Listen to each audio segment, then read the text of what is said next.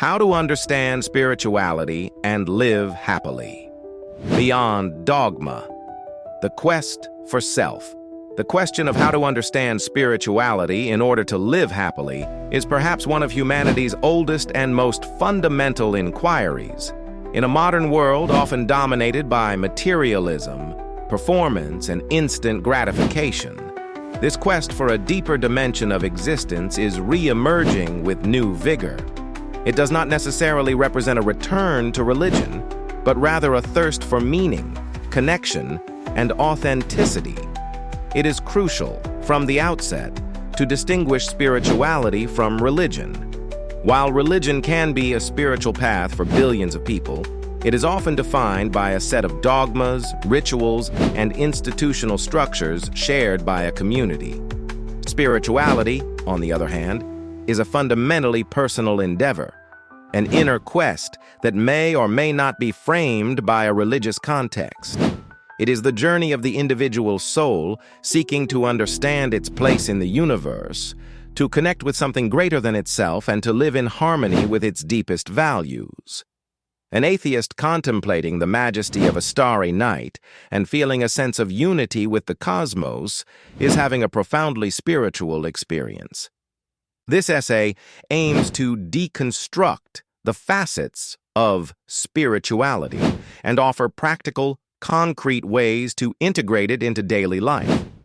The goal is not to provide a single, definitive answer, but to open doors, provoke reflection, and equip the modern spiritual seeker with tools to pave their own path toward a happier, more aligned, and more meaningful life. Part 1. The Pillars of Spiritual Understanding. To build a fulfilling spiritual life, one must first understand its foundations. These rest on 4 interconnected pillars: the quest for meaning, the experience of connection, alignment with one's values, and the practice of transcendence. 1. The quest for meaning, the why of existence. One of the most powerful drivers of human beings is the quest for meaning. The psychiatrist Viktor Frankl, a survivor of the concentration camps, developed an entire therapeutic approach, logotherapy, based on this principle. He asserted that he who has a why to live for can bear almost any how. Happiness, from this perspective, is not a goal in itself, but a byproduct of a life lived with meaning. This meaning is not a universal truth to be discovered, but a personal significance to be created. It can be found in a vocation, a commitment to a cause, the love one has for family and friends, artistic creation, or simply in the attitude one chooses to adopt in the face of unavoidable suffering. To ask ourselves what drives us, what makes us feel alive, what we would be willing to sacrifice for, is the starting point of any authentic spiritual journey. The experience of connection. Breaking the illusion of separation. Human suffering often arises from a sense of isolation and separation. Spirituality offers a remedy, cultivating a sense of connection. This connection can take multiple forms. Connection to nature. The concept of biophilia suggests that humans have an innate need to connect with the living world. Practices like the Japanese Shinrin-yoku have scientifically proven effects on reducing stress and boosting the immune system. Contemplating a landscape, gardening, or simply paying attention to the life that surrounds us reminds us that we are part of a vast and interdependent ecosystem. Connection to others. Beyond superficial social interactions, spirituality invites us to cultivate authentic relationships based on empathy, compassion, and vulnerability. The African philosophy of Ubuntu expresses this beautifully. I am what I am because of who we all are. Recognizing the shared humanity in every person, even those with whom we disagree, is a powerful spiritual practice. Connection to self. Paradoxically, it is often by searching outside that we disconnect from ourselves.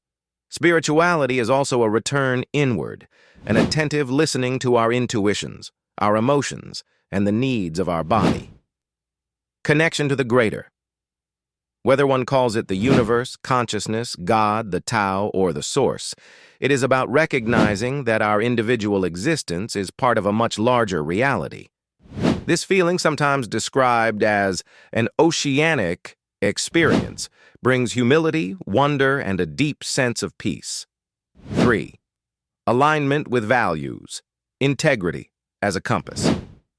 Living a happy life is nearly impossible when our actions are in constant conflict with our deepest beliefs.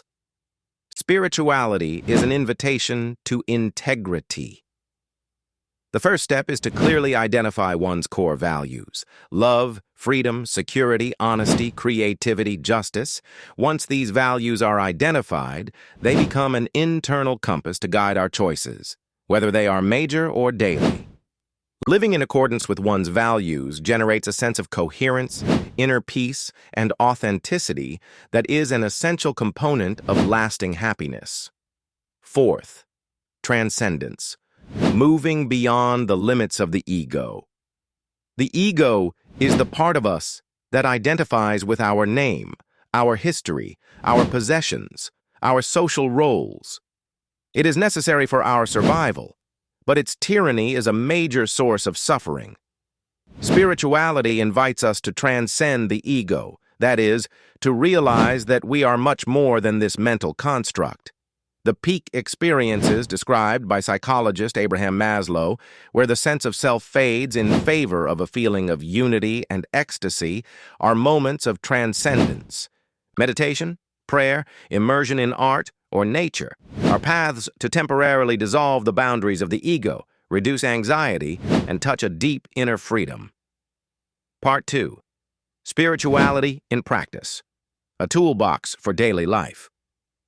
Understanding concepts is one thing, embodying them is another. Spirituality is a practical discipline. Here are concrete tools to infuse it into your life. 1. Inner practices. Cultivating the garden of the soul. Mindfulness meditation.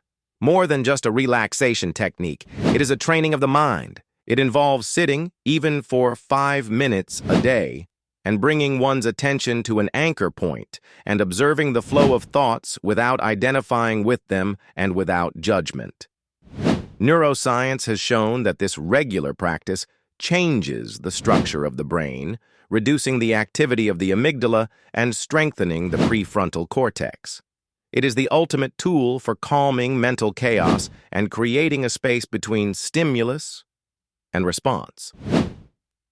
The practice of gratitude.